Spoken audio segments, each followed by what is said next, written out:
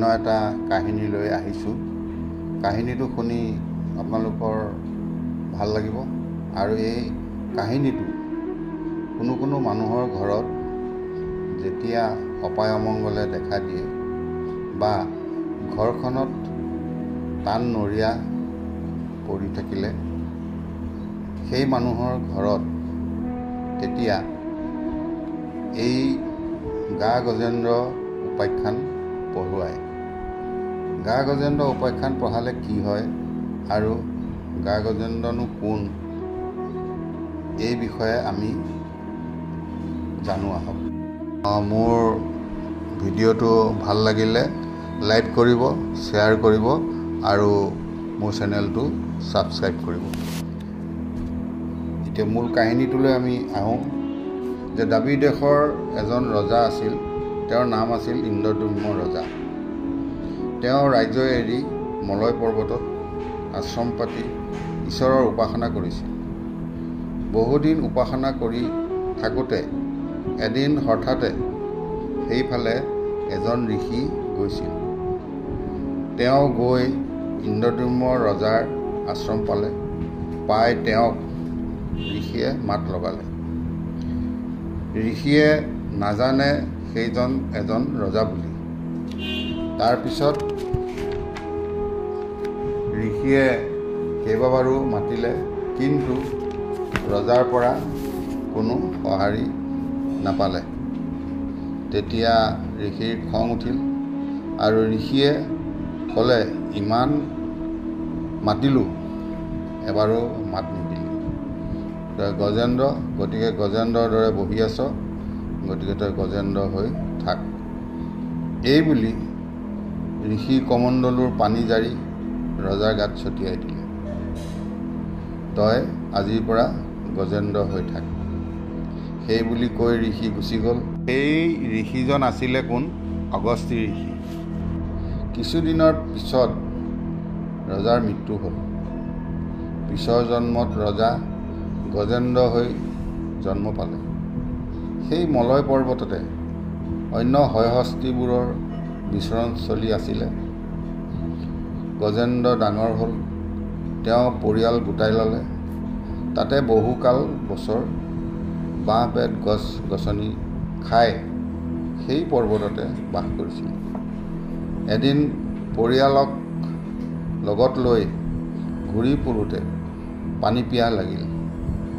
অন্যহাতে সেই পৰ্বতৰ দাঁতিতে এটা হ্ৰদ আছিলে। পাৰতে এজন ঋষিয়ে আশ্ৰম পাতি ঈশ্বৰৰ উপাসনা কৰিছিল।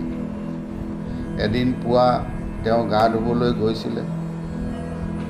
সেই ঋষিজন গা ধুবলৈ গৈ তেওঁ নদীত যেতিয়া নামিলে, নামোতে স্বৰ্গৰ দেৱতা তেওঁ ঘঁৰিয়ালৰ ৰূপ ধৰি ঋষিৰ ভৰিত কামুৰি ধৰিলে। আৰু সেই ঋষিজনেই আছিলে দেৱল ঋষি।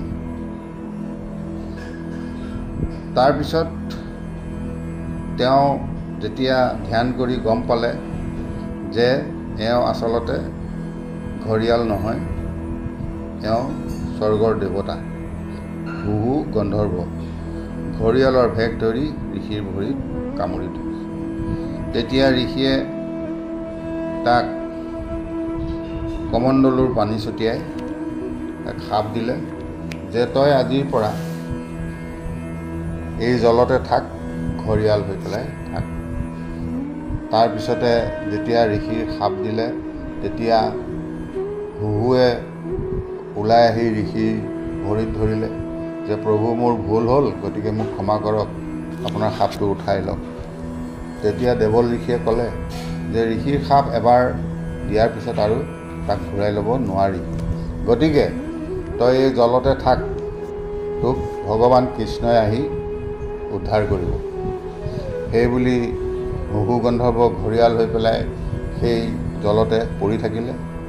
তেনে সময়তে এই হস্তি তেওঁ গজেন্দ্ৰ তেওঁ পৰিয়ালবৰ্গ লৈ যেতিয়া পৰ্বতত ঘূৰি ফুৰিছিলে, তেওঁ পানী পিয়াহ লাগিল। পানী খাবলৈ মন গ'ল। পানী অনুসন্ধান কৰিলে। পানী যেতিয়া অনুসন্ধান কৰিলে, তেওঁ সুৰেৰে শুঙি শুঙি তেওঁ গোন্ধ পালে যে এইফালে পানী আছে। তেওঁ সেই সুৰৰ গোন্ধটো মানে পদুমৰ গোন্ধ পালে। পদুম ফুল আচলতে পানীতেই জন্ম হয়, গতিকে পদুমৰ গোন্ধ পাই পেলাই তেওঁ সেইফালেদি গুচি গ'ল। গৈ তেওঁ সেই হ্ৰদটোত নামিলেগৈ, যিটো হ্ৰদত ঋষিয়ে গা ধুৱে আৰু যিটো হ্ৰদত মানে হুহু গন্ধৰ্বক ঘৰিয়াল হ'বলৈ ঋষিয়ে শাপ দিছিলে। গতিকে সেই হ্ৰদত যেতিয়া নামিলে, তেওঁ পৰিয়ালবৰ্গক লৈ পেলাই আনন্দ মনে তেওঁ পানী খালে আৰু সেই পানীতে তেওঁলোকে জলকেলি কৰিলে। ঠিক তেনে সময়তে সেই পানীত থকা ঘৰিয়ালটোৱে আহি হস্তীৰ ভৰিত অৰ্থাৎ গজেন্দ্ৰৰ ভৰিত তেওঁ আহি কামুৰি ধৰিলে। যেতিয়া কামুৰি ধৰিলে তেতিয়া বাকী লগৰীয়াসকলে সেই হস্তীক বামলৈ টানে, কিন্তু ঘৰিয়ালে পানীলে টানে।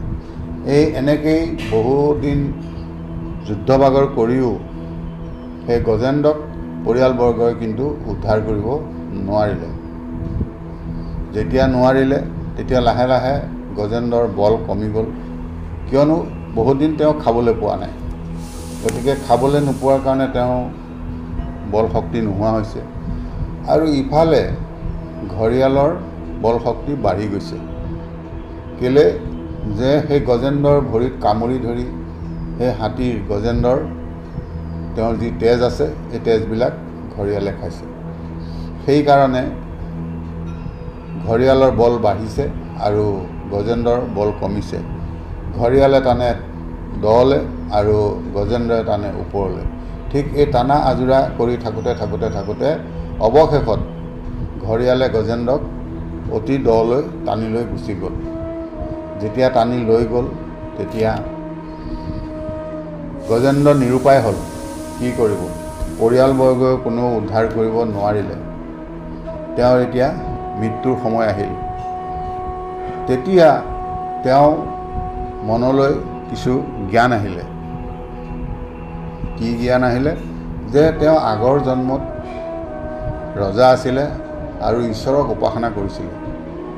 গতিকে সেইকাৰণে এই সামান্য জ্ঞানকণ তেওঁ মূৰলৈ যেতিয়া আহিলে তেতিয়া তেওঁ তৎক্ষণাত কি কৰিলে? সেই পানীৰ মাজতে ভগৱানক স্মৰণ কৰিবলৈ ল'লে। কি বুলি ক'লে? যে সুন্দে মেৰাই পদ্মগত ওপৰক তুলি গজেন্দ্ৰে শৰণ লৈলা তাহি হৰি বুলি। এই বুলি পেলাই কি কৰিলে? ভগৱান কৃষ্ণক স্মৰণ কৰিলে। যেতিয়া ভগৱান কৃষ্ণক স্মৰণ কৰে তেতিয়া ভগৱান কৃষ্ণই গম পাই দেখিল এইজন দেখোন মোৰেই ভকত আছিল, গতিকে এওঁ বিপদ হৈছে। তেতিয়া তেওঁ কি কৰিলে? তৎক্ষণাত তেওঁ বাহন লৈ পেলাই গৰুড়ক লৈ পেলাই তেওঁ আহি উপস্থিত হৈ তেওঁ টান মাৰি পেলাই গ্ৰাহ আৰু গজেন্দ্ৰ দুয়োকে ওপৰলৈ তুলি আনিলে। আনি তেওঁ যি ভগৱানৰ সুদৰ্শন চক্ৰ আছে এই চক্ৰ এৰি দিলে। চক্ৰ এৰি দিয়াৰ লগে লগে সেই ঘৰিয়ালৰ মুখখন ফালি পেলালে। যেতিয়া ঘৰিয়ালৰ মুখখন ফালি দিলে তেতিয়া তৎক্ষণাত ঘৰিয়াল গুচি এজন সুন্দৰ যুৱক হ'ল।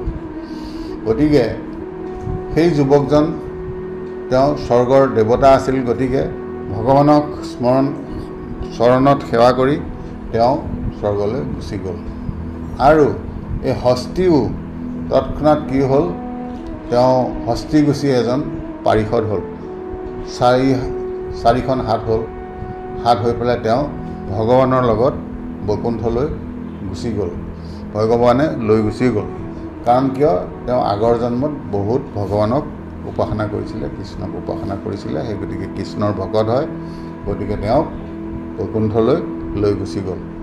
গতিকে এই যিখিনি কথা, এই কথাখিনিৰ পৰা আমি এতিয়া কি বুজি পাব লাগিব?